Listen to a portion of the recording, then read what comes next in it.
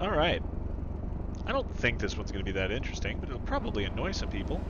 This is the Genesis G70, as indicated by the one in front of me there, on Spa.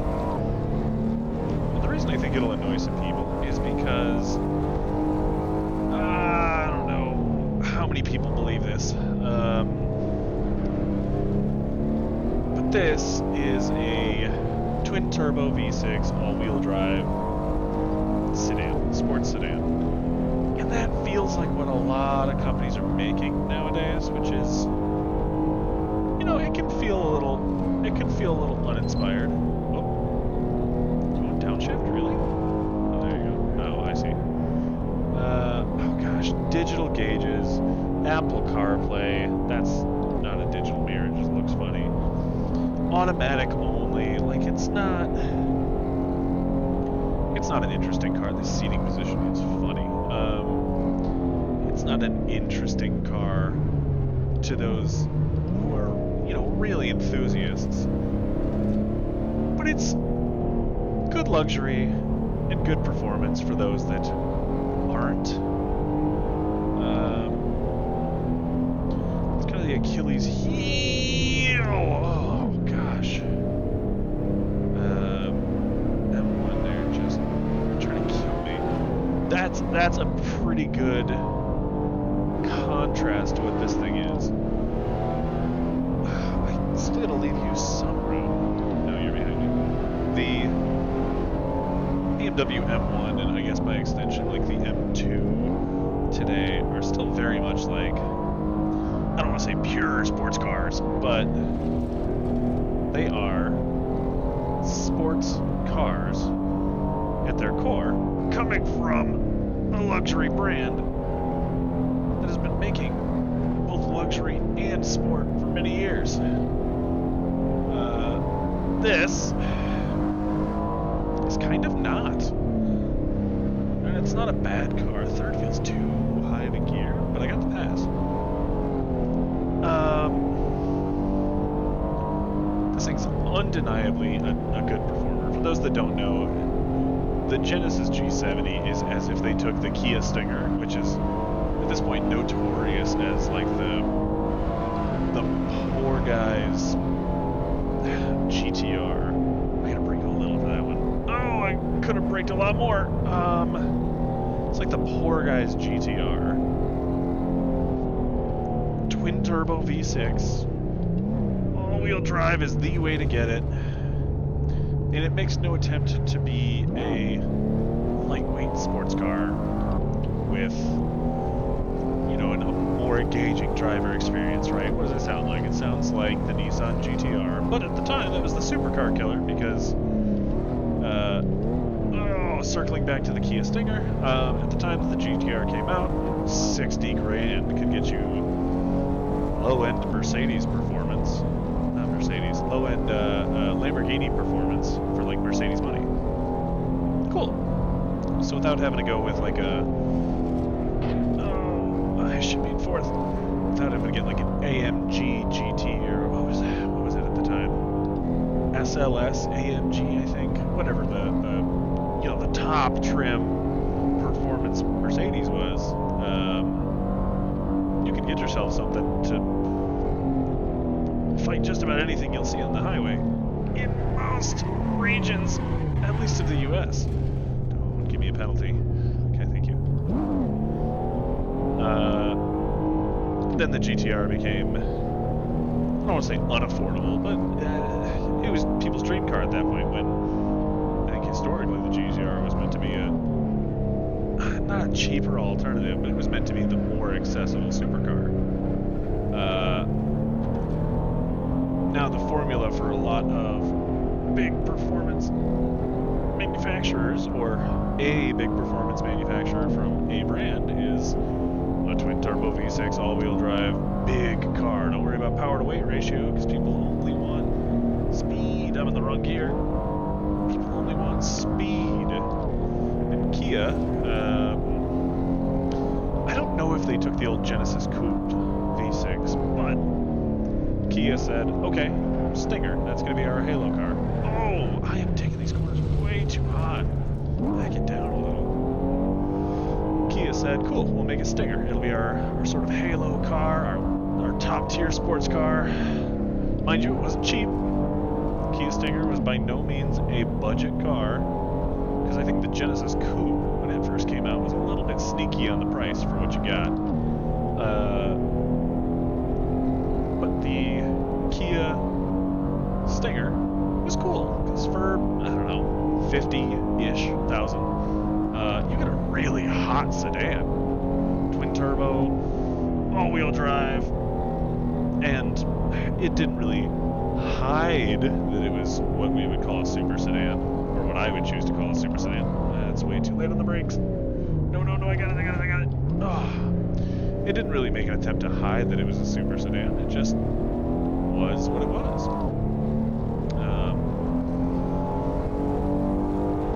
And that kind of took the place of what the GTR was. Back when the GTR was like 50, 60,000 to get a base model.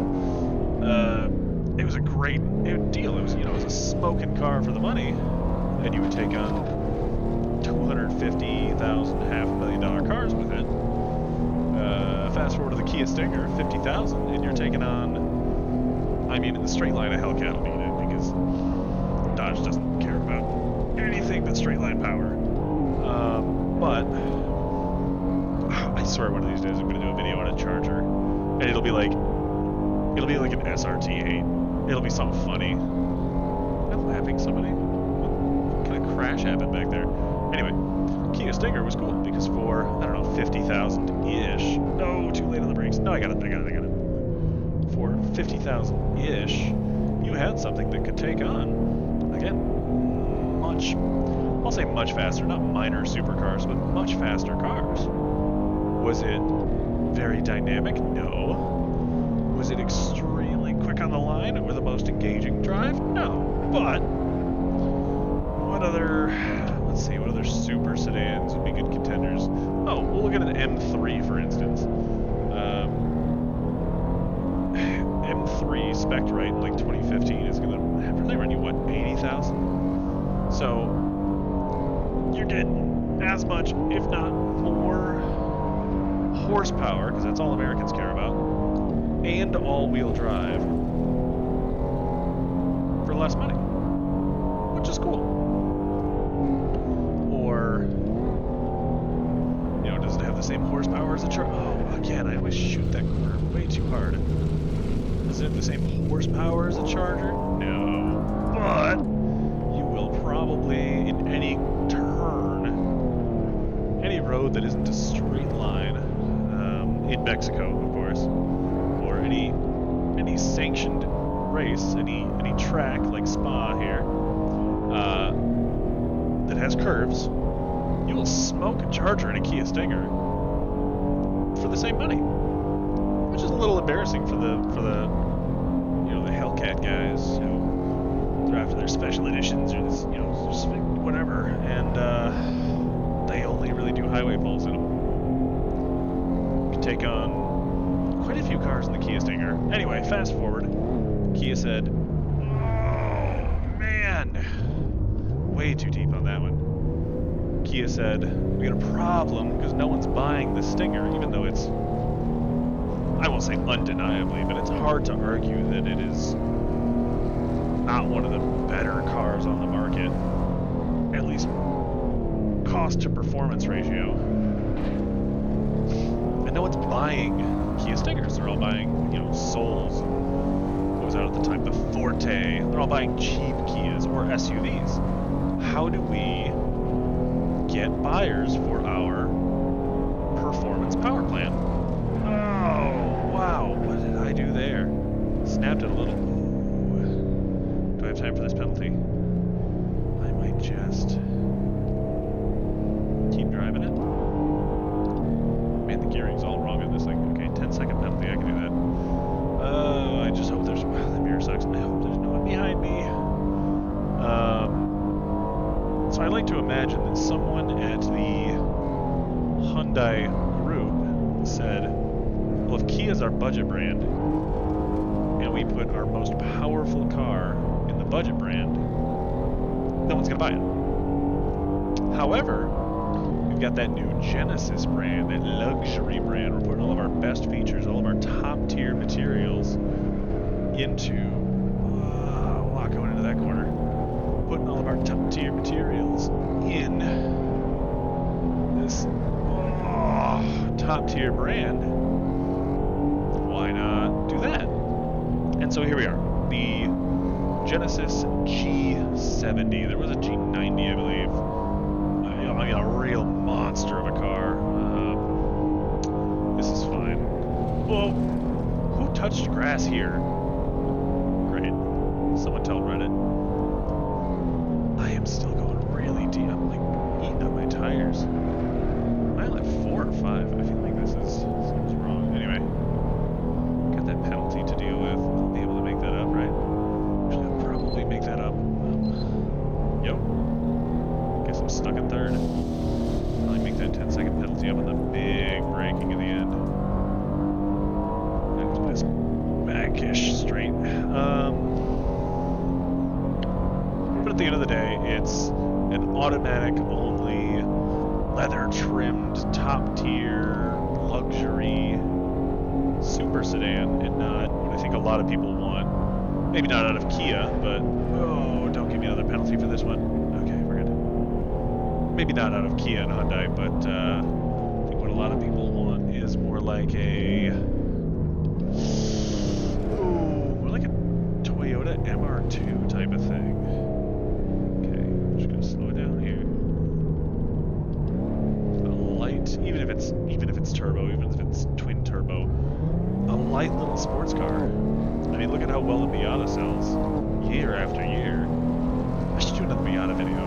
Ron, should I do another Miata video? You listening? Just kidding. Of course you're listening.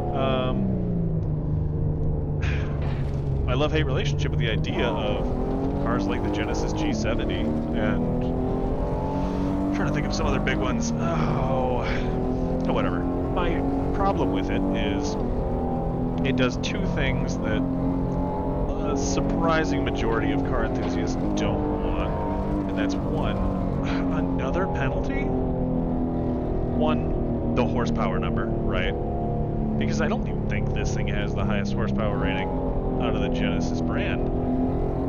And it's going to feel soulless to people who just want an air quote sports car. Because it doesn't feel like a sports car. It feels like a fast car. It feels like a powerful car for, you know, a luxury sedan. But I'm sure it doesn't feel like a sports car. I think if you were to take a Miata driver or someone who was driving like a 90s Honda, right? Oh, shoot, even if you take like a Camaro guy, stick him in this, it's probably got the same horsepower as like a 10 years older Camaro SS. And you say, hey, look, we took your Camaro's horsepower number and put it in a bigger car and made it drive better, feel better. It's more premium.